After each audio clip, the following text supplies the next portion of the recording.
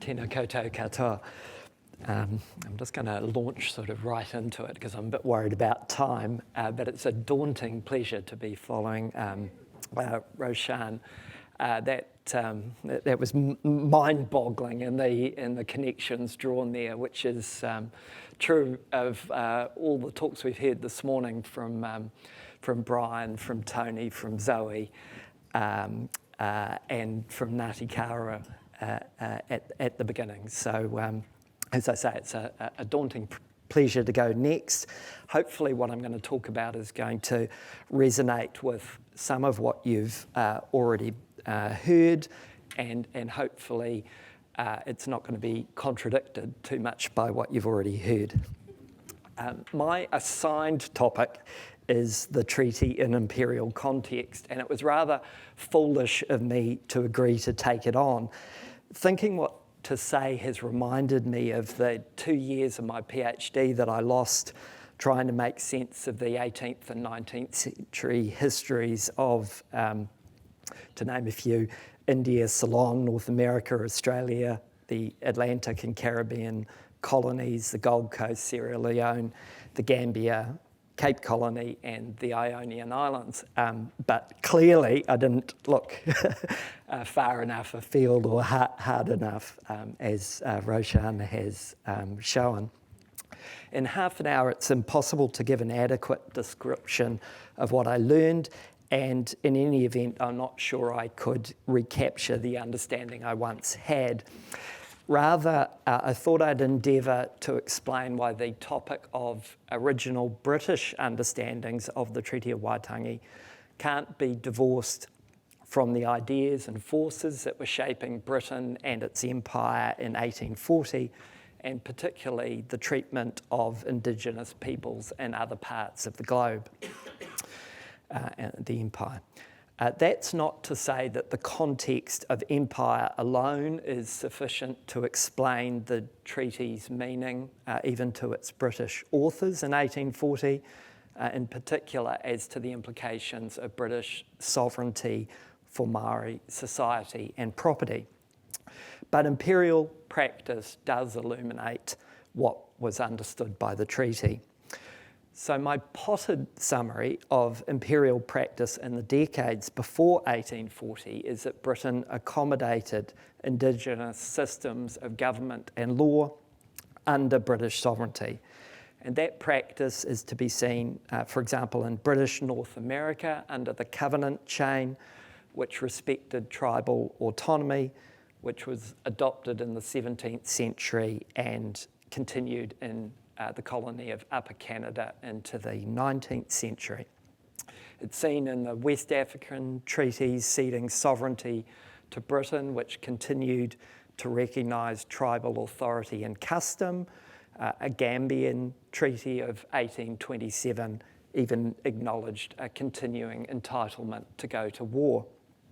Similarly, on the eastern front of the Cape Colony, treaties in 1835 and 1836 with the Xhosa tribes preserved their laws and internal government with stated exceptions. So the Australian and the Canadian maritime colonies were largely exceptional in having no explicit recognition of Indigenous policies, but there too, neither were there real attempts to impose British government on them. There was no established practice that by reason of British territorial sovereignty, Indigenous populations were subject to English law. It was rare for colonial law to be applied to crimes between natives. It happened only where the crimes were Mālaman, say, evil in themselves, committed in areas of British settlement, or where the exercise of British authority was accepted by the tribe to which the perpetrator belonged. And even these cases were controversial. As to property, the general approach taken by Britain was that following acquisition of sovereignty, existing rights to land were to be respected, nor did Britain assert any interest in land by virtue of its sovereignty alone. land could only be acquired by agreement with the Indigenous landowners. And again, this approach was departed from only in rare cases, such as Australia and the maritime colonies of Canada. While these were the general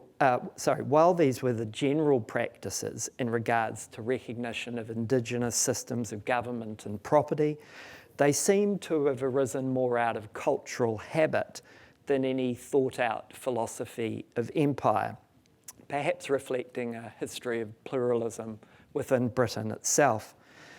Even so, when required to justify the approaches, officials on the spot were able to defend them as binding policy, often based on explicit undertakings given in treaties. Trevor Williams, writing in 1940, was to say of the Treaty of Waitangi that it was coherent enlargement of this older and more tentative method. Such tentative, generally unarticulated method was capable of enlargement in the way that Williams suggests was shown in the treaty, but it was also vulnerable to new thinking, less sympathetic to Indigenous peoples. In 1840, it was possible to see both currents in play. Now, I wish I could take this all the way back to Aristotle, Ngāti Kawa, or to the King James Bible, but I'm just going to start with the statesman and philosopher Edmund Burke, who in the late 18th century set an ethical agenda for empire. He saw British authority over colonial peoples as a trust to be exercised for their benefit. Burke's ethical arguments were highly influential and were adopted by those concerned for the Aboriginal populations of empire in a humanitarian movement first focused on abolishing the slave trade and eventually slavery itself. The anti-slavery movement, as we've heard a lot about today, was led by Christian evangelicals, including Wilberforce and the Clapham sect, and Quakers and their sympathisers, including Thomas Clarkson and Thomas Fowle Buxton. These religious groups emphasised the brotherhood of man, with final victory in sight in 1833 with the passing of the, as Zoe's talked about, the legislation to emancipate slaves in the British colonies. The attention of the humanitarians and evangelicals shifted to the concern for the position of Aboriginal peoples. The harm caused to native populations by colonisation was the subject of an 1835 to 37 investigation by the House of Commons Select Committee on Aborigines in British settlements, chaired by Buxton, although, as Zoe has written about, a report written by the women of the family, Aunt Anna's report. The proceedings of the Aborigines Committee were dominated by British policy towards the Xhosa tribes on the eastern frontier of the Cape Colony. Political opinion had been shocked about the invasion of Xhosa territory and the killing of the paramount chief Hintsa in 1835. And in reaction, there was greater emphasis placed on treaty protection of Xhosa rights. In its June 1837 report, the Aborigines Committee advocated reliance on missionary efforts to civilise native populations, with the role of government across the empire being to support that endeavour while ensuring that native rights were respected and protected by law.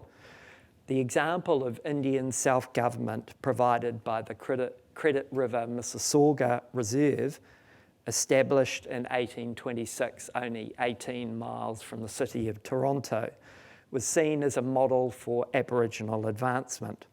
The Credit River Band had adopted a constitution recognised by the Indian Department in Canada based on ancient customs, which asserted the nationhood of the band and produced its own laws to regulate such matters as family rights, criminal responsibility, the use of the shared resources of the band, immigration, public welfare, and the ratification of treaties. And the Credit River Mississauga Reserve was also referred to in an 1838 pamphlet on New Zealand, written by the Reverend Edward Marsh, brother-in-law of the missionary Henry Williams, who of course translated the treaty into Māori. While there was a climate of support for Aborigines when the terms of British intervention were developed in 1839, there was also an emerging view that their interests were best served through assimilation by bringing native societies under government, British government and law. Those who held this view saw little or less worth preserving in Aboriginal societies. These attitudes appear most starkly in the writings of James Mill, father of John Stuart Mill, but could also be seen, as has been alluded to, in the proposals of the Aborigines Committee, the Aborigines Protection Society, the New Zealand Association, later the New Zealand Company, promoters of organised settlement in New Zealand, and by George Grey, then in Australia, but of course later Governor of New Zealand. These views, amplified, were to become dominant from the late 1840s with changes in government and colonial administration in London and other forces at play, including the huge increase in immigration to New Zealand, which I think was largely unforeseen in 1840, the establishment of representative government in the colony, the trend away and thinking away from pluralism and towards a more monolithic view of sovereignty, humanitarian disillusionment, as again we've heard about, colonial wars, including the Indian Mutiny and the Morant Bay Rebellion that Zoe's mentioned, and increasing racism. Significant among the changes was the retirement in 1848, although this had been occurring over a couple of years, of James Stephen, the long-serving parliamentary Under-Secretary for the Colonies, the civil servant who headed the Colonial Office. Stephen contributed more than anyone to the terms on which Britain intervened in New Zealand in 1840. By then he had unparalleled experience of the administration of empire, having served a long apprenticeship, first as legal counsel in the Colonial Office from 1823, and then as Assistant Under-Secretary for the Colonies from 1834, before becoming head of the department in 1836. Stephen's work days consisted of reading the incoming dispatches from all the colonies and formulating responses. It's really no exaggeration to say that he held the whole empire in his head. Stephen was someone of high intelligence and strong moral compass.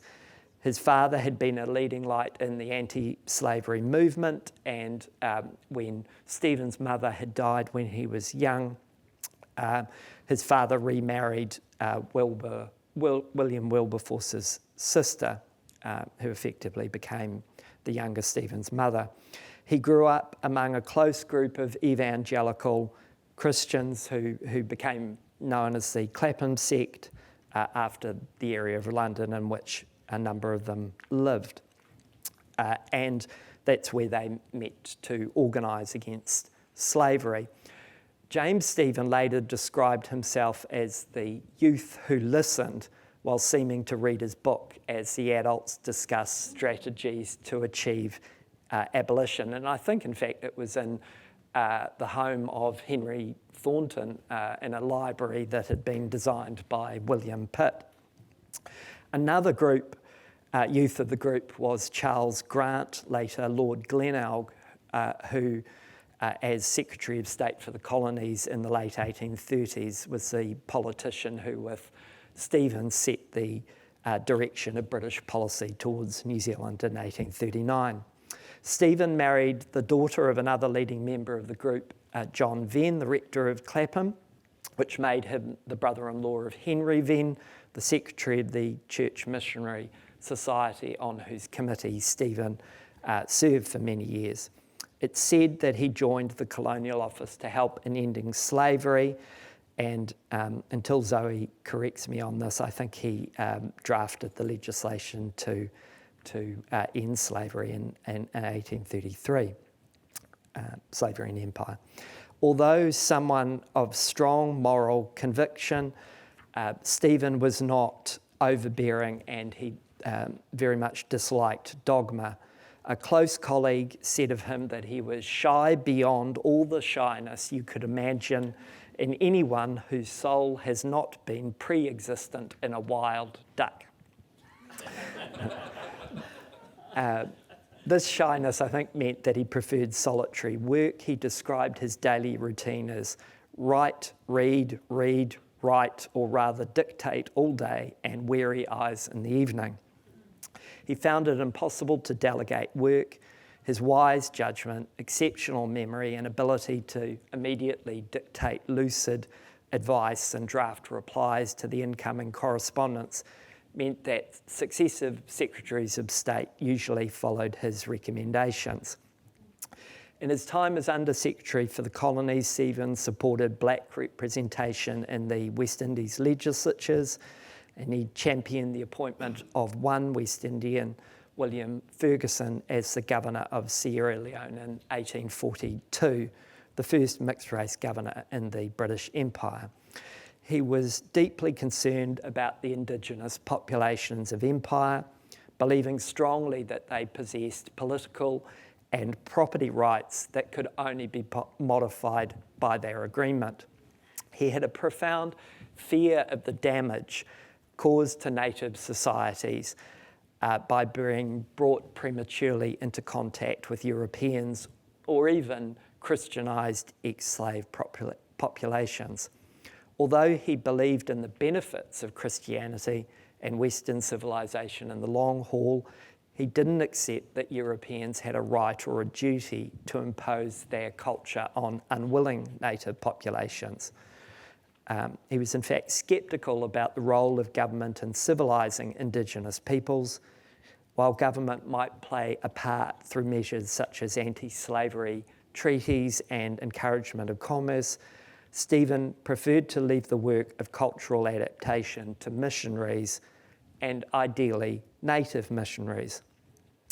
With this background, the existence in New Zealand of a substantial Indigenous population under pressure from European encroachment presented in a new setting what was to Stephen a familiar problem and one he regarded with particular anxiety. And Stephen was the author of the instructions signed by the Secretary of State for the Colonies, the Marquis of Normanby, given to Captain William Hobson when he was sent to treat with Māori for the sovereignty of New Zealand.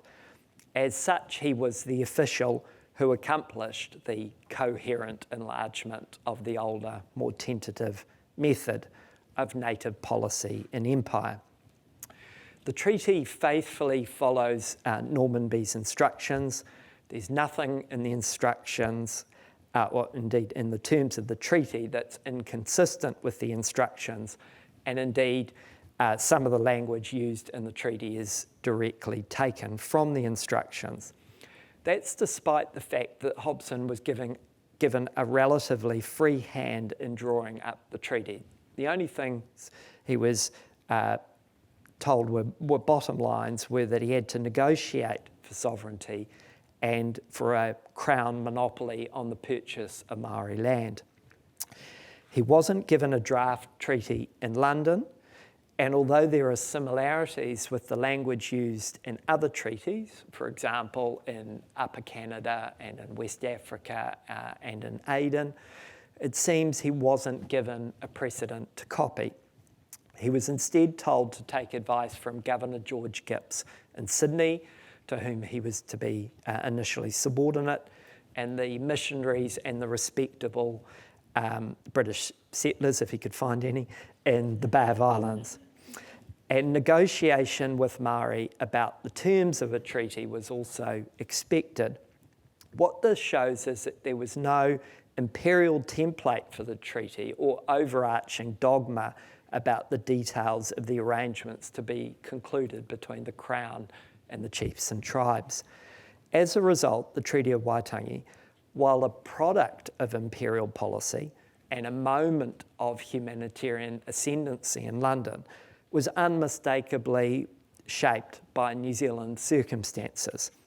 And that's seen in the influences of James Busby, the outgoing British resident, and Henry Williams.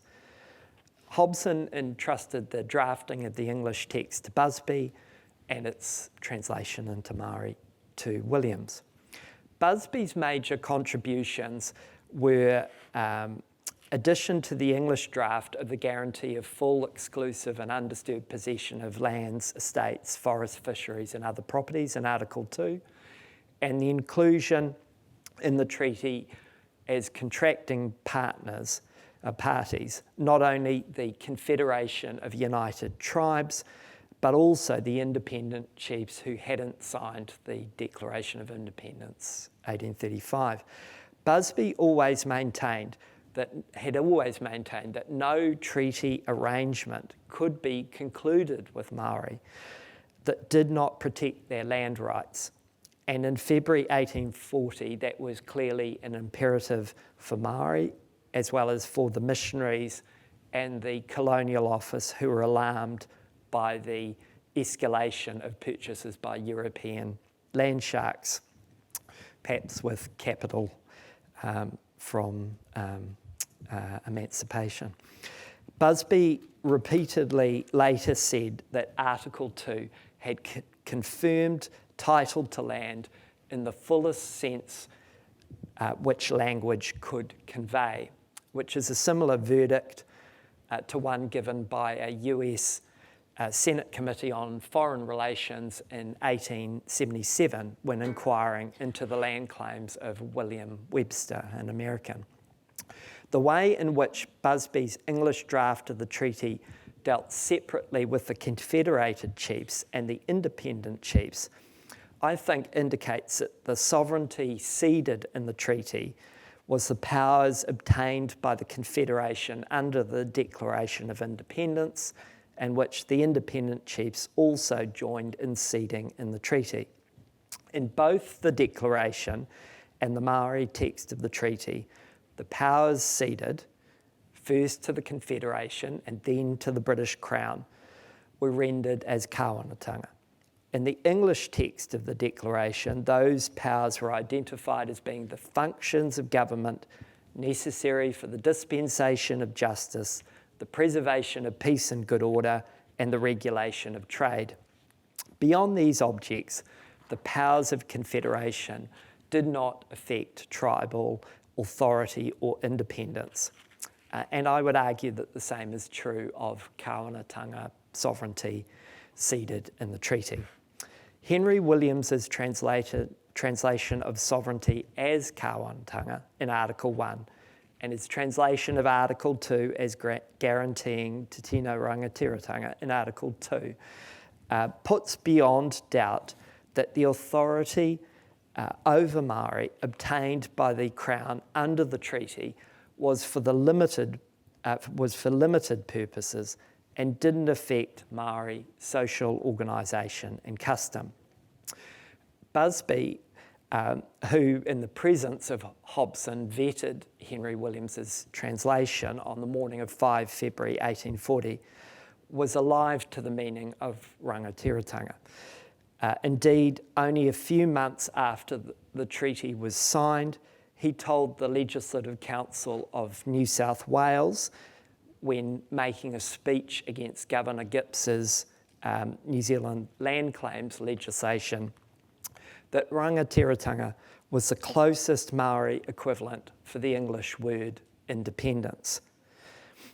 It's also quite possible that Busby saw the treaty as establishing the sort of protectorate arrangement he'd long advocated, instancing the precedents of the Ionian Islands and the princely states in India, where Britain dealt with external relations, leaving internal regulation under local control, or at least in theory.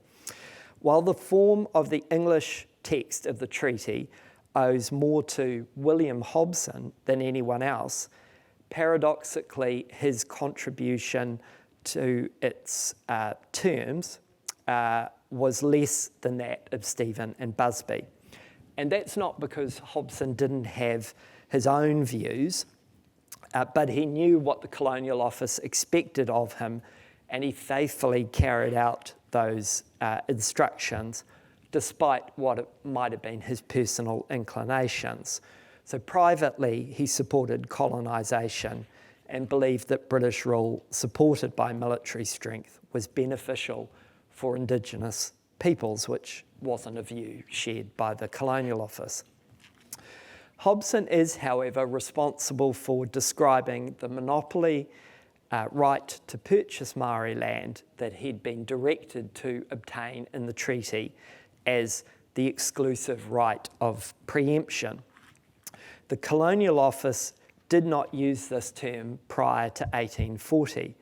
It was a term used in the United States in relation to the federal government's monopoly right of acquisition of Indian lands, including it was used in decisions of the United States Supreme Court in the 1820s and 1830s.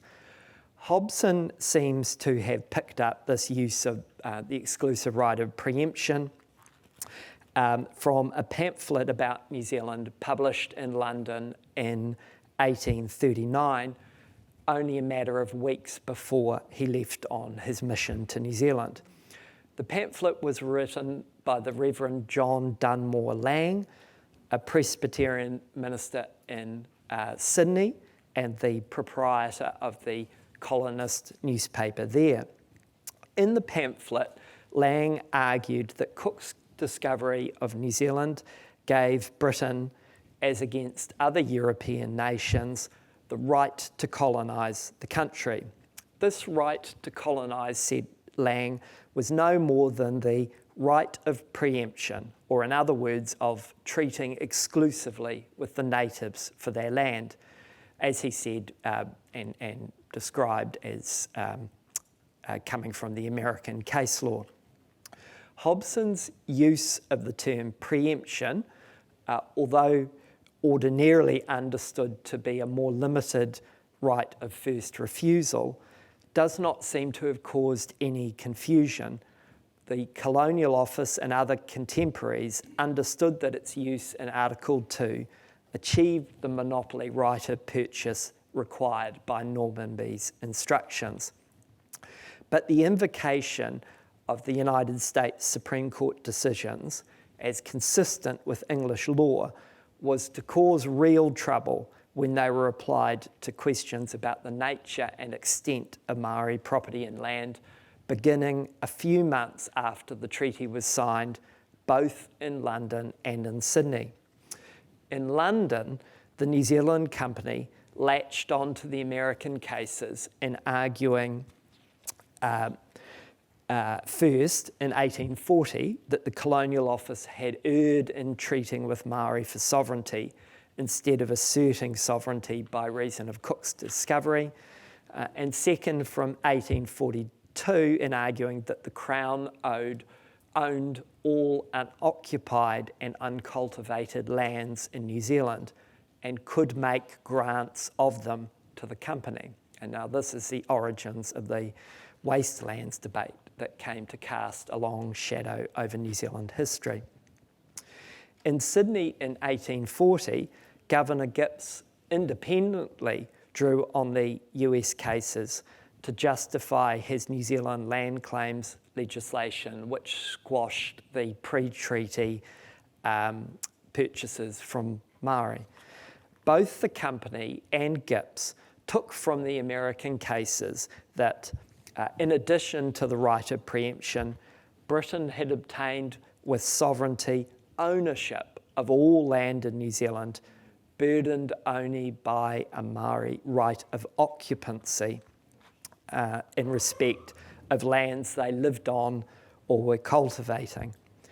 Both the company and Gipps, I think, misinterpreted or deliberately misapplied the American cases, even in their own terms, let alone as representing English law and in their application to New Zealand.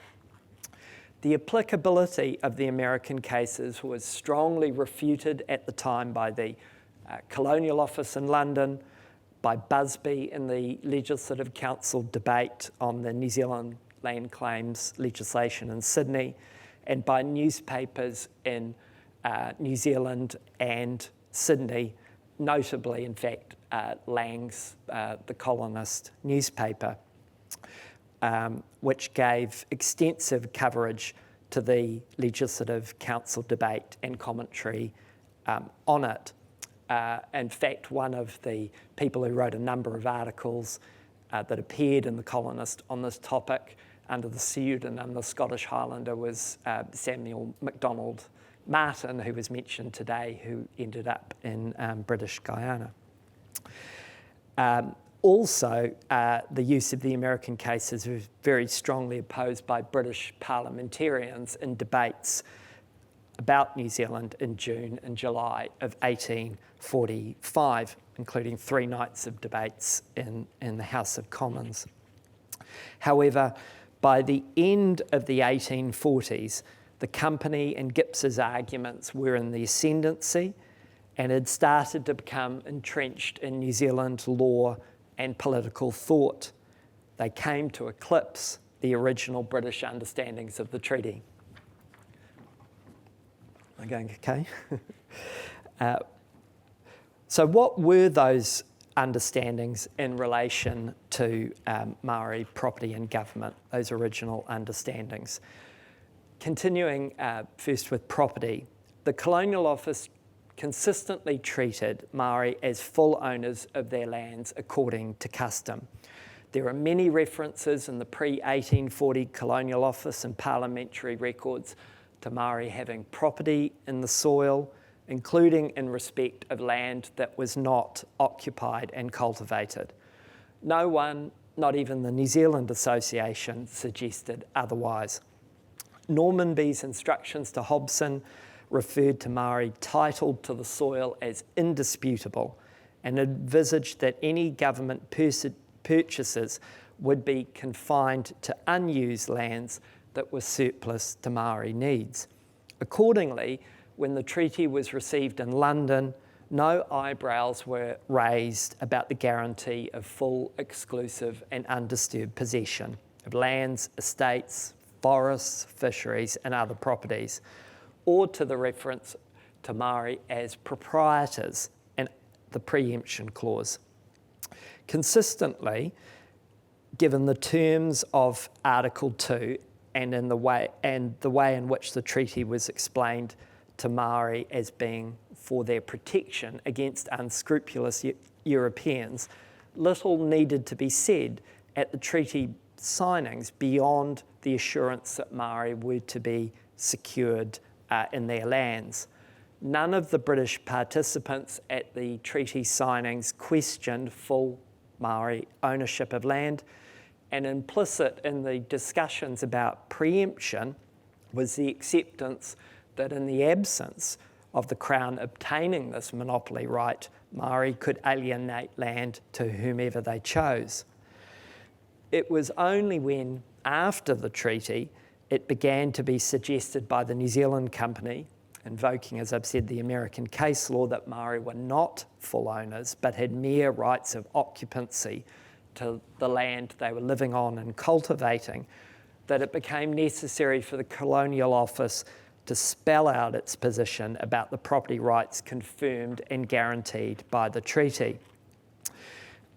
In July 1840, Stephen made it clear that, contrary to this American law now being invoked by the New Zealand Company as representing English law also, Imperial law and practice did not treat Aborigines as mere possessors of the soil on sufferance of the sovereign. English law, as applied, he said, in Canada, was, he said, far more humane and required Crown purchase before Crown grants to settlers. He would later talk about that dealings with Māori over land should embody and recognise the great cardinal principle that the lands are not ours but theirs, that we have no title to them except such as we derive from purchase. When in 1844, the now new Secretary of State for the Colonies, Lord Stanley, instructed Governor Robert Fitzroy that the suggestion that Māori rights to land could be restricted to those actually occupied for cultivation was wholly irreconcilable with the large words of the Treaty of Waitangi. The Colonial Office position was never more clearly expressed than in Lord Stanley's speech to the House of Lords in July 1845. While Stanley accepted that there might be some districts wholly waste and uncultivated, although he thought they'd be few in number in the North Island, with respect to the greater portions of New Zealand, he strongly maintained that the limits and rights of the tribes are known and decided upon by native law and custom. That law and that custom are well understood among the natives of the island. By them we have agreed to be bound, and by them we must abide. These laws, these customs, and the right arising from them on the part of the Crown, we have guaranteed when we accepted the sovereignty of the islands. And be the amount at stake smaller or larger, so far as native title is proved, be the land waste or occupied, barren or enjoyed, those rights and titles the Crown of England is bound in honour to maintain. And the interpretation of the Treaty of Waitangi with regard to these rights is that, except in the case of the intelligent consent of the natives, the Crown has no right to take possession of the land. And having no right to take possession of the land, it has no right.